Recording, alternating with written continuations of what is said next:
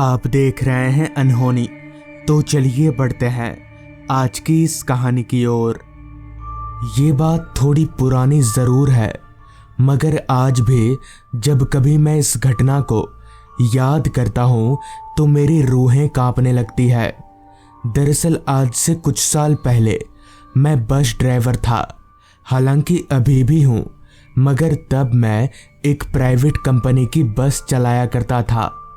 काम यह था कि उस कंपनी में काम करने वाले सारे वर्कर्स को उनके घर से ले आना और काम खत्म होने के बाद घर छोड़ने जाना पड़ता था। मुझे अच्छे से याद है, काम पर वो मेरा पहला दिन था और साथ ही मेरे दोस्त नितिन का भी। वो भी मेरे ही साथ बस में क्लीनर के तौर पर काम पर जुड़ा था। हमारा सारा दिन अच्छे से ही बीता। हालांकि काम सारे दिन का नहीं था, मगर उतना आसान भी नहीं था, क्योंकि कंपनी का कोई स्टाफ 2 किलोमीटर की दूरी पर रहता था तो कोई 20 किलोमीटर की दूरी पर। खैर, रात के तकरीबन 8:30 बजे जब सबकी छुट्टी हो गई तो मैं सबको बस में लेकर उनके ठिकाने की तरफ निकल पड़ा। हालांकि वक्त काफ़ी ज़्यादा भी नहीं हुआ था, मगर बस एक आध लोग ही नज़र आ रहे थे रास्ते पर। जैसा कि मैंने बताया, सबका ठिकाना एक नहीं था, तो सबको उनके पते पर उतारते उतारते कब रात के 10 बज गए पता ही नहीं चला। परेशानी की बात यह थी कि मुझे और नितिन को बस लेकर वापस उसी कंपनी में जाना था, क्योंकि बस रात में उसी कंपनी के यार्ड में रहती है। खैर, जाना तो पड़ेगा ही, जिस वजह से हम लोग ज़्यादा वक्त ना लेते हुए वापस अपनी मंजिल की तरफ निकल पड़े। रात काफ़ी हो चुकी थी, जिसका पता घड़ी से कम और रास्ते की वीरानियत को देखकर ज़्यादा लग रहा था। जहां थोड़ी देर पहले तक इस रास्ते पर एक आध लोग नज़र आ रहे थे, वहीं अब रास्ते पर हमारी बस के अलावा ना तो कोई गाड़ी नजर आ रही थी और ना ही कोई इंसान। मुझे तो शक होने लगा था कि कहीं मैं धुन में बस चलाते हुए गलत रास्ते पर तो नहीं आ गया। इतने में ही पास की सीट पर बैठे नितिन ने कहा, भाई ये वही रास्ता है ना? कहीं हम लोग रास्ता तो नहीं भटक गए? नितिन की बात सुनकर मैंने जवाब दिया, नहीं नहीं, गलत रास्ता नहीं हो सकता, सीधा तो रास्ता है, गलत कैसे होगा? असल में ठंड इतनी ज़्यादा है कि कौन बाहर निकलेगा। नितिन ने मेरी बात पर हामी भरी।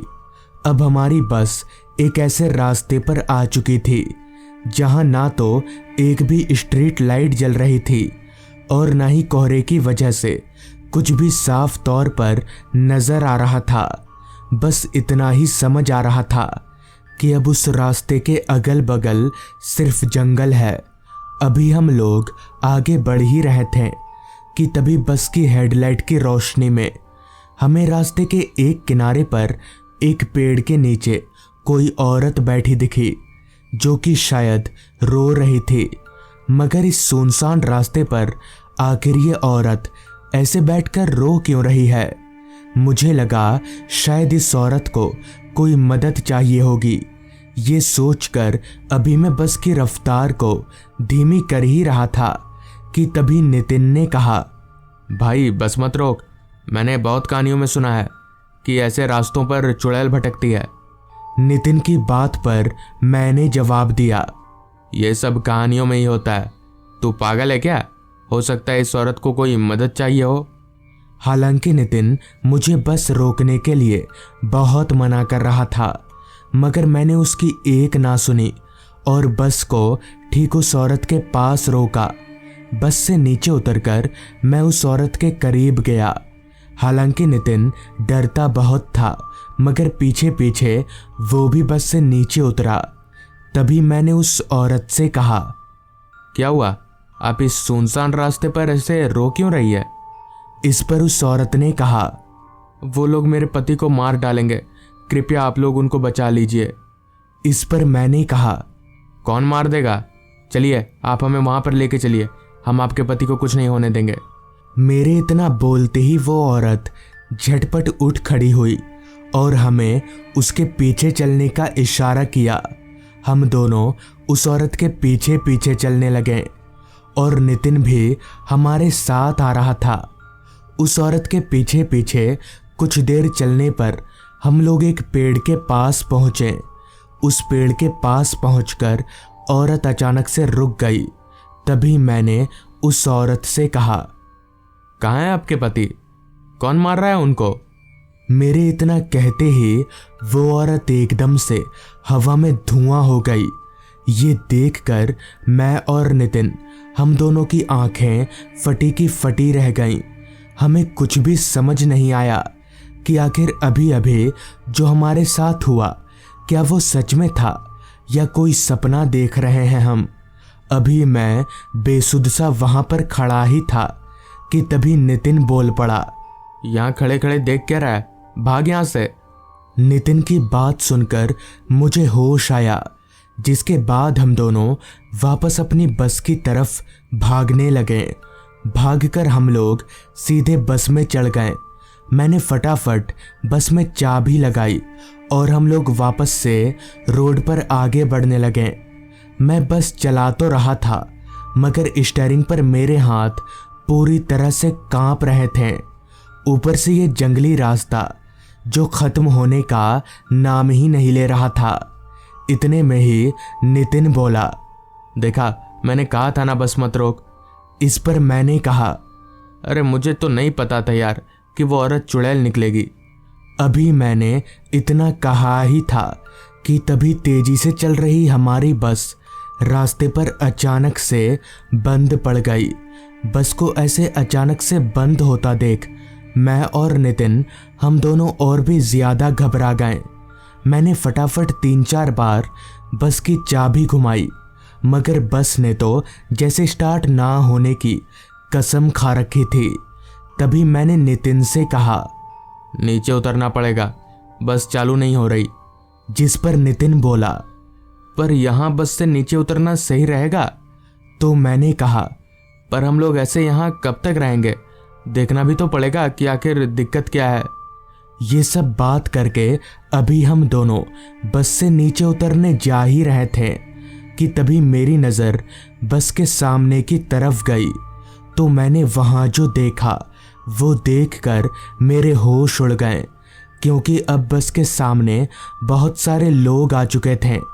उन सभी लोगों का चेहरा इतना डरावना था कि वो किसी इंसान की तरह तो बिल्कुल भी नहीं लग रहे थे। वो लोग धीरे धीरे चलते हुए बस के दरवाजे की तरफ आ रहे थे। मैंने भागकर दरवाज़ा बंद करना चाहा, मगर मेरे पैर अपनी जगह से हिल ही नहीं रहे थे, जैसे किसी ने मेरे पैरों को पीछे से पकड़ रखा हो। और शायद यही हाल नितिन का भी था। वो भयानक चेहरे वाले लोग लगातार बस के दरवाजे की ओर बढ़े आ रहे थे। हमें समझ आ गया था कि अब हमारा बचना नामुमकिन है, मगर तभी पता नहीं कहां से बस के दरवाजे पर वही औरत आकर खड़ी हो गई जो कुछ देर पहले हमें जंगल में ले जाकर गायब हो गई थी। उस औरत के दरवाजे पर आते ही वो सारे भयानक चेहरे वाले लोग एकदम से गायब हो गए। उनके गायब होते ही उस औरत ने एक दफ़ा मुस्कुराते हुए मेरी ओर देखा और फिर दूसरी बार हवा में धुआं हो गई, जिसके बाद हम दोनों भी अपने आप को आज़ाद महसूस करने लगे। मैं दौड़कर बस की ड्राइविंग सीट पर गया और बस को चालू करने की कोशिश करने लगा। और अजीब बात तो ये थी कि बस एक बार में ही चालू हो गई। फिर हमने जो बस भगाना शुरू किया, सीधे कंपनी के ऑफिस में ही पहुंचे। कुछ दिनों तक हमने इस घटना का जिक्र लोगों से किया ही नहीं। बाद में जब हमने लोगों से इस बारे में बात की तो उन्होंने जो बताया वो हैरान कर देने वाला था। दरअसल वो औरत और उसका पति एक बार उस जंगल के रास्ते से कहीं जा रहे थे। तभी कुछ गुंडों ने दुश्मनी से उसके पति को एक पेड़ पर बांधकर मार डाला। वो औरत रोड पर आकर चीखती रही, मगर किसी ने भी उसकी मदद नहीं की। आखिर में उस औरत ने भी दम तोड़ दिया। कहते हैं कि तभी से वो औरत उस रास्ते से गुजरने वालों से रात में मदद मांगती है। जो मदद के लिए तैयार हो जाता है उसे तो वो कुछ नहीं करती, लेकिन जो मदद नहीं करता उसके साथ बहुत बुरा होता है। मतलब वो औरत उन्हें मार डालती है। और वो लोग जिन्होंने हमारी बस रुकवाई थी वो वही लोग थे जो उस औरत के चंगुल में आकर मरे हैं। ये सब सुनकर मैंने अपने आप को खुशनसीब माना कि उस रात मैंने उस औरत की मदद की, वरना अगर मैं नितिन की बात मानता तो पता नहीं उस रात क्या हो जाता। तो दोस्तों, ये थी आज की कहानी। अगर आपको ये कहानी पसंद आई हो तो चैनल को ज़रूर सब्सक्राइब कर लें। तो मैं आपका दोस्त आर्यन जल्द ही मिलूँगा आपसे ऐसी ही एक कहानी के साथ। बात आज से करीब 30 साल पहले की है। उस समय हमारे गांव में सुविधा की कमी जरूर थी, मगर सुकून भर भर कर था। सभी लोग एक दूसरे की मदद के लिए उतारू रहते थे। उस समय हमारे गांव में बिजली की कोई नामो निशान तक नहीं थी। लोग रात के समय लालटेन के सहारे अपना जीवन गुजारा करते थे। हमारे गांव में बिरजू नाम का एक आदमी रहा करता था, जो इतना खड़ूस था कि अगर उसका बस चले तो अपने घर के ऊपर पंछी तक को उड़कर जाने ना दे। रहता तो वो अकेले था, उसका इस दुनिया में कोई नहीं था, मगर वो अपने घर में इंसान तो दूर परिंदा तक को भी घुसने नहीं देता था। उसके इस बर्ताव के कारण लोग न उसे पसंद करते थे और न ही कोई उससे बात करना चाहता था। मेरा घर उसके बगल में था, मगर मेरे से भी उसकी कुछ खास नहीं पड़ती थी। खैर, एक रात ठीक 8 बजे मैं खाना खाने बैठा ही था, तभी मेरा दोस्त मोहन मुझे बाहर से आवाज़ लगाकर बुलाने लगा। मैं उसकी आवाज़ सुनकर निकलकर बाहर आया तो मोहन ने कहा, अरे राजू, जल्दी चल, बिरजू काका चल बसे। उसकी ये बात सुनकर मैं चौंक गया, क्योंकि अभी 2 दिन पहले ही मैंने उन्हें देखा था। तब तो वो बिल्कुल ठीक थे। इस पर मैंने मोहन से कहा, उन्हें क्या हुआ था और कब हुआ ऐसे? जिस पर मोहन ने कहा, डॉक्टर आ रहे हैं, तब सब पता चल जाएगा, तू जल्दी चल मेरे साथ। जिसके बाद मैं अपने खाने की प्लेट को एक पतीले से ढककर मोहन के साथ चलता बना। बिरजू काका के यहाँ पहुँचकर मैंने देखा कि वहाँ पर मेरे और 2 दोस्त, गांव के 3-4 लोग भी वहाँ मौजूद हैं और डॉक्टर साहब भी वहाँ पर पहुँच चुके हैं। कुछ देर जांच पड़ताल करने के बाद डॉक्टर साहब ने कहा, इनकी मौत हार्ट अटैक से हुई और इनका शरीर पूरा ठंडा हो चुका है, जिसका मतलब ये है कि ये 3-4 घंटे पहले ही मर चुके हैं। खैर, अब किया भी क्या जा सकता है, भला मौत को कौन टाल सकता है। जिसके बाद हमने बिरजू काका के अंतिम संस्कार की तैयारी शुरू कर दी। हमने काफ़ी सारे गांव वालों को भी शमशान आने को कहा, मगर उनमें से कोई भी जाने को तैयार नहीं हुआ। जिसके बाद हमने तय किया कि हम 6 जन मिलकर ही बिरजू काका के अंतिम संस्कार करेंगे। पहले बिरजू काका चाहे कैसे भी इंसान हो, मगर उनके मर जाने के बाद उनका इस दुनिया में कोई नहीं होने के कारण हमारा फर्ज बनता है कि हम ही उनका अंतिम संस्कार करें। खैर, हमने सारी तैयारी कर ली और उनकी डेथ बॉडी को लकड़ी के बनाए उस अर्थी पर सुला दिया और ठीक रात के 9:30 बजे तक हम 6 लोग उस अर्थी को कंधे पर लेकर शमशान की तरफ आगे बढ़ने लगे। हमारे घर से शमशान थोड़ी दूरी पर था, तो वहां पहुंचने में हमें करीब आधे घंटे का वक्त लगने वाला था। रात का समय होने के कारण हमने 2 लालटेन भी साथ में रख लिया था ताकि हमें हल्की रोशनी मिल सके। अभी हम अंधेरे से घिरे उस सुनसान रास्ते पर आगे बढ़ ही रहे थे कि तभी अचानक ही बिजली कड़कने लगी मानो अब काफी तेज बारिश आने वाली हो। बिजली कड़कने की आवाज सुनकर मेरे एक दोस्त प्रसाद ने कहा, यार बिरजू ने तो जीते जी हमें काफ़ी तंग किया और अब मरने के बाद भी हमें परेशानी झेलनी पड़ रही है। अभी उसने इतना कहा ही था कि तभी बारिश शुरू हो गई, वो भी मूसलाधार। हम जिस रास्ते पर अभी आगे बढ़ रहे थे उस रास्ते पर छिपने की कोई भी जगह नहीं थी, जिस कारण हम भीगते हुए ही शमशान की तरफ आगे बढ़ते रहे।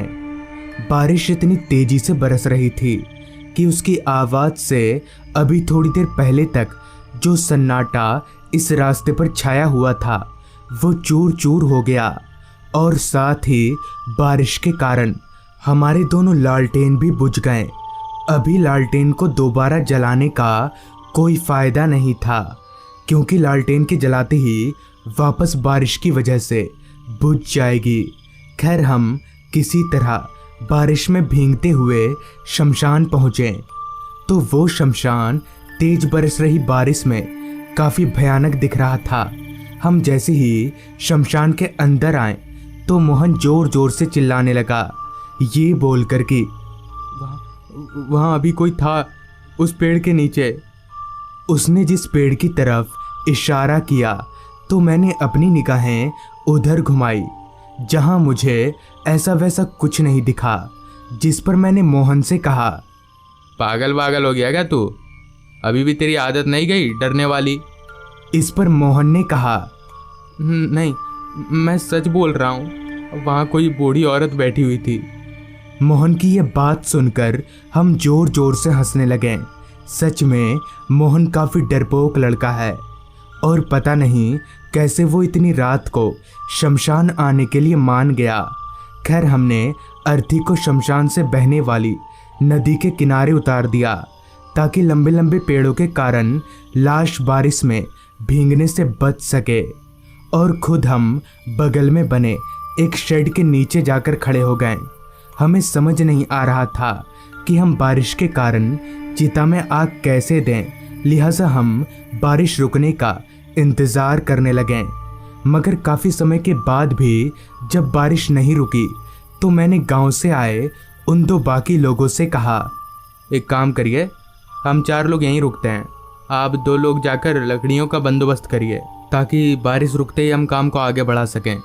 मेरे इतना बोलते ही उन दोनों आदमियों ने अच्छा ठीक है बोलकर लकड़ियां लाने चले गए। अभी उनके गए हुए करीब 5 मिनट हुआ ही था कि तभी वापस से मोहन जोर जोर से चिल्लाने लगा, मगर इस बार वो उस लाश की तरफ इशारा करके चिल्ला रहा था। मेरे पूछने पर उसने कहा, वो लाश अभी हिला, ध्यान से देख। फिर हम तीनों ने जब अपनी निगाहें उस लाश की ओर घुमाई तो हमें ऐसा कुछ समझ में नहीं आया, जिस पर इस बार मैंने चिल्लाकर मोहन से कहा, तेरा दिमाग खराब हो गया क्या? पीकर आया क्या तू? और अगर दोबारा तूने ऐसे फालतू बोला ना तो हम लोग तुझे यहीं पर छोड़कर चले जाएंगे। जिसके बाद कुछ देर तक तो सब कुछ ठीक था। अभी हम बैठकर बातें कर ही रहे थे कि तभी प्रसाद उठकर चिल्लाते हुए बोला, सच में यार वो लाश हिल रही है।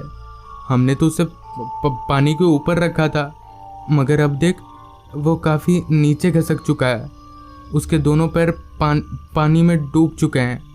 मैंने भी जब देखा तो हाँ, सच में वो लाश हिल रही थी और मोहन सच ही बोल रहा था। मैंने ये बोलने के लिए जैसे ही मोहन की तरफ देखा तो मोहन डर से कांप रहा था।